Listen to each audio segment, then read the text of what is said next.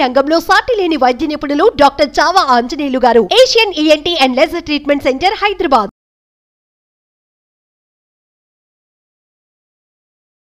నమస్తే, ఇది కథ కాదు జీవితం కార్యక్రమానికి స్వాగతం.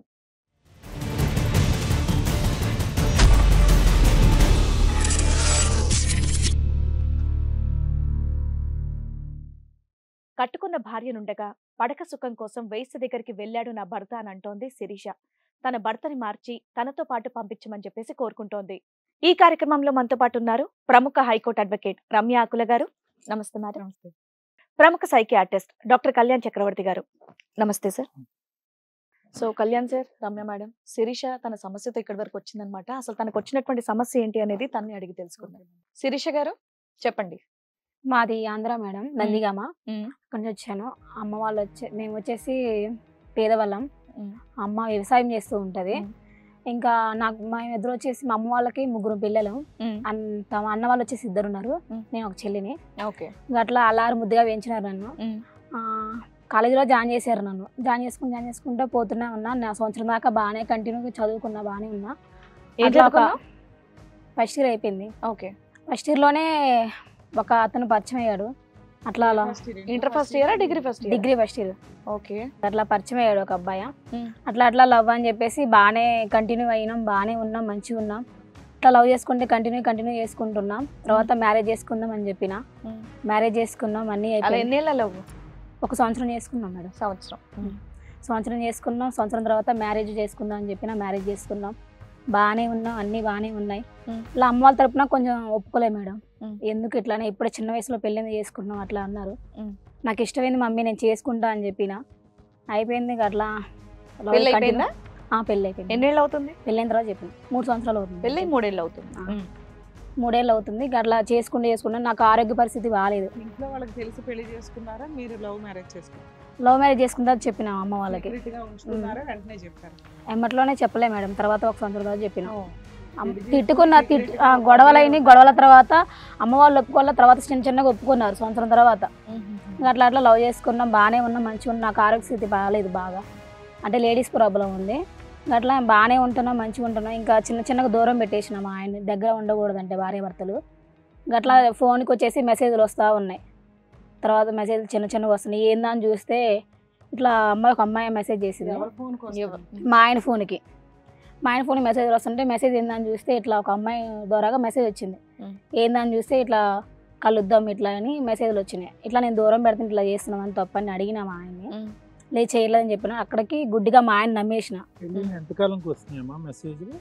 బాగానే 3 సంవత్సరాలు పెళ్ళింది కదా సార్. ఇంకా సంవత్సరం దాకా బాగానే ఉన్నా, కంటిన్యూగా బాగానే ఉన్నా. సంవత్సరం తర్వాత నాకు ఆరోగ్యం బాగోక విడిగా పెట్టేసిన మా ఆయన్ని. విడిగా పెట్టేసిన తర్వాత బాగానే ఇంకా ఆయనతో విడిగా పెట్టేసిన తర్వాత తను నాతో కలవడానికి వీలు ఉండదు కదా, వేరే అమ్మాయితో ఉన్నాడు మనకి తెలియదు. మెసేజ్లు అయితే వచ్చినాయి మేడం. లేదంటే మేడం, అవును, భార్య భర్తల రిలేషన్ లేదు. అట్లా ఇంకా ఫోన్కి మెసేజ్లు వస్తూ ఉంటే సంవత్సరం తర్వాత బాగానే ఇంకా మెసేజ్లు వస్తుంటే వాళ్ళతో కలవడానికి పోయిందో మనకైతే తెలియదు. మెసేజ్లు వస్తూ ఉన్నాయి, కలుద్దాం ఇట్లా పెడతా అట్లా మెసేజ్లు వస్తున్నాయి. చూసిన సర్లే వదిలేసే అని చెప్పేసి నేను పట్టించుకోలేదు మేడం. అట్లా గుడ్డిగా నమ్మినా బాగానే ఉన్నా. మళ్ళీ దూరం పెట్టేస్తున్నా, మా ఇంటికి పోతున్నా అని చెప్పేసి మా ఇంటికి పోయినా. మళ్ళీ వచ్చినా అది కంటిన్యూ చేసి వెళ్ళిపోయినా. నచ్చగా మా అమ్మ వాళ్ళు కూడా తిట్టినారు. బాగానే దగ్గర రానిచ్చారు. కూతురు కదా, కూతురుని ఎవరు బాగుంటుకుంటారు. ఇంకా అట్లా బాగానే ఉన్నాం, మంచిగా ఉన్నాం. వచ్చేసిన మళ్ళీ మానేస్తుండలే అనుకున్నా. మళ్ళీ కంటిన్యూ చేస్తూనే ఉన్నా. పుట్టింటికి వెళ్ళిపోయి మళ్ళీ మీ ఆయన దగ్గర వచ్చిన మళ్ళీ వస్తే బాగానే మారిపోయింది అనుకున్నా కానీ కంటిన్యూ చేస్తూనే ఉన్నాడు మేడం.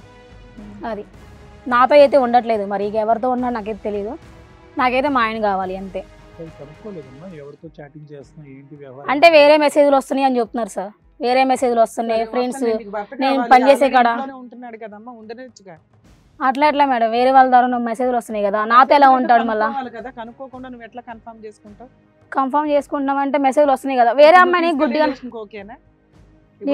అంటే నా పరిస్థితి బాగాలేదుగా మేడం. ఇప్పుడు బాగానే ఉందా? పర్లేదు మేడం, ఇప్పుడు బాగానే ఉంటుంది. ఇప్పుడు అమ్మాయి ఎవరన్నా ఉన్నా వాళ్ళు డిలీట్ అయిపోయి నాతో ఉండాలి మేడం అంతే. మా ఆయన నాకు కావాలి. పిల్లలు గానీ ఏమన్నా ఉన్నారా మీకు? లేరు మేడం పిల్లలు. మరి ఈ అబ్బాయి ఎవరితో ఉన్నాడు అనేటటువంటి అమ్మాయి ఎవరమ్మా? తెలియదు సార్, నాకు తెలియదు సార్. మెసేజ్లు అయితే వస్తున్నాయి, ఫొటోస్ వచ్చినాయి. మెసేజెస్ ఒకటే, అదొకటే. ఫోటో అయితే చూసినా సార్. ఫిజికల్ రిలేషన్షిప్ ఆస్పెక్ట్ లోనే మీ ఇద్దరి మధ్యన డిఫరెన్సెస్ అంతే. అదేంటమ్మా మీరు ప్రేమించుకుని పెళ్లి చేసుకున్నారు, ఒకరినొకరు ఇష్టపడ్డారు, పెళ్లి చేసుకోకముందు తెలీదా మీకు ఫిజికల్ ప్రాబ్లం ఉందన్నది? పెళ్ళి అయ్యాక తెలిసింది సార్. పెళ్లి అయిన తర్వాత అవును వచ్చింది. సార్. ఏది నీకు ప్రాబ్లం ఉన్నట్టు? అవును సార్. ఆ అబ్బాయికి ఏం ప్రాబ్లం లేదు లేదు సార్. ఇది తప్ప మీ ఇద్దరి మధ్య ఏం గొడవలు లేవు? గొడవలు ఆ ఏమి అమ్మాయి ఎవరంటే కనుక మొండిగా వాదిస్తున్నాడు, ఎవరు లేరన్నాడు. లేరు అంటున్నారు. అది సార్. ఏం చేస్తాం? గైనిక్ ప్రాబ్లం అన్నారు, డాక్టర్ దగ్గరికి అతను కూడా వచ్చి ఉంటాడు కదా, బాబు ఒక 1 year 6 months అట్లా దూరంగా ఉండాలి ట్రీట్మెంట్ అయ్యేదాకా అని చెప్పుంటారుగా. ఆయన అన్నాడు సార్. నీకు ప్రాబ్లం వచ్చిందా? నీ ఆరోగ్యంకే? నా ఆరోగ్యానికే ప్రాబ్లం వచ్చింది సార్ మేడం. ఏం చేస్తుంటాడు మీ ఆయన? మా ఆయన వ్యవసాయం. చదువుకున్నాడు ఆ అబ్బాయి కూడా మీలా డిగ్రీ అని చదివాడు? Degree sir. కాలేజీ. ఇద్దరు పరిచయం ఎక్కడ? కాలేజీలో సార్. ఎన్ని సంవత్సరాలు పరిచయం తర్వాత పెళ్లి చేసుకున్నారు? సంవత్సరం తర్వాత. 1 year. అంతే సార్. ఆ 1 year లో మీరు ఇద్దరు ఫిజికల్ గా ఏమి దగ్గర అవ్వలేదు? లేదు సార్. 1 year లో పరిచయం, చక్కగా ఇమీడియట్ గా ఇదైంది. వ్యవసాయం చేస్తుంటాడు ప్రెసెంట్. అంతకు ముందు వ్యవసాయం, కాలేజీకి వస్తా ఉన్నాడు. ఇప్పుడు మీ ఆయన మాత్రం వ్యవసాయం పని ఇప్పుడు చేస్తున్నాడు. పెళ్ళి అయ్యాక. మరి ఎట్లా అక్కడ చుట్టుపక్కల అమ్మాయి ఎవరు అనేది కూడా తెలియదు తెలియదు మేడం. అసలు? లేదు. సరే, మీరు ఇక్కడ వరకు చెప్పారు కదా, మరి మీ ఆయన కూడా కనుక్కుందాం, మీ ఆయన వర్షన్ కూడా విందాం. ఓకే. హలో అండి. నమస్తే మేడం, నా పేరు రమేష్ మేడం. మేము ఇద్దరం లవ్ చేసి పెళ్లి చేసుకున్నాం మేడం. ఇంట్లో ఒప్పుకోకపోతే మేము పర్సనల్గా వెళ్ళి పెళ్లి చేసుకున్నాం. ఇంట్లో చెప్పలేదు, కొంతకాలానికి ఒప్పుకున్నారు. మేము రిలేషన్లో ఉంటున్నప్పుడు తనకి హెల్త్ బాగాలేదు అన్నట్లు తెలిసింది మేడం. నేను మంచిగానే చూసుకున్నాను, ఏ రోజు కానీ తనతో గొడవ కానీ ఏం లేదు, మంచి కేర్గానే చూసుకున్నాను. ఎంత కాకపోయినా నేను మగ వ్యక్తినే కదా మేడం, కొద్దిగా నాకు ప్రాబ్లం అవుతుంది అది ఇది అంటే మా ఫ్రెండ్ ఒక నెంబర్ ఇస్తే ఒక్కసారికి ఏముందిలే అన్నట్లు నేను ప్రయత్నించాను. ఆ నెంబర్కి కాల్ చేసి వెళ్ళడం జరిగింది మేడం. ఇప్పుడు తను నాకు మంచి కేర్ చేసిన దాన్ని బట్టి నేను తనను వదిలి ఉండలేకపోతున్నాను, అలాగని నాకు భార్యను కూడా వదిలి ఉండలేను. మీరే ఏదైనా న్యాయం చేయాలి. మీ ఆవిడ చెప్పింది కరెక్టే, ఆవిడ ఒంట్లో బాగాలేదు కాబట్టి అక్కడికి ఎక్కడికో పోయావు.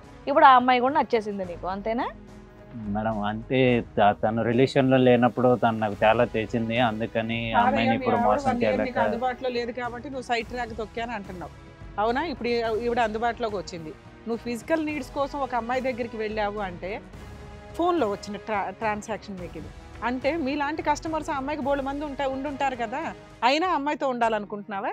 లేదు మేడం, తను అవన్నీ వదిలేసి నా గురించి మారిపోతా అని మాటిచ్చి. మరి అప్పుడు ఈ అమ్మాయి పరిస్థితి ఏంటి? లేదు మేడం, తనతోనే ఉంటాను, దాన్ని కూడా చూసుకుంటాను. నువ్వు చదువుకున్నావు కదా అయ్యా డిగ్రీ వరకు, అలా ఉండకూడదు అన్న విషయం తెలియదా నీకు? అంటే మేడం తనకి మాటిచ్చాను, అది తిన్ని పెళ్లి చేసుకున్నావు.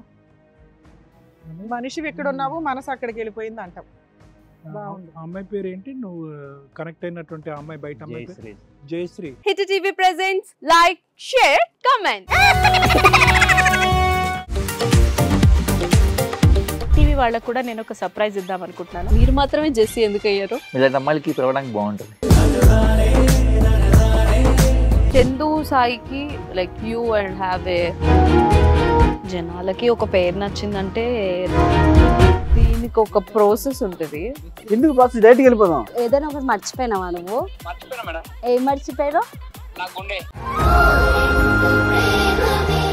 ఏదో ఆ టైంకి మన సుడి బాగుంటే ఎవరన్నా చూపిస్తే రాయగలం కానీ డోర్ టు డోర్ సేల్స్ చేసేవాళ్ళు. శారీ వస్తుంది కదా, శారీలో వెనకాల కట్టుకుని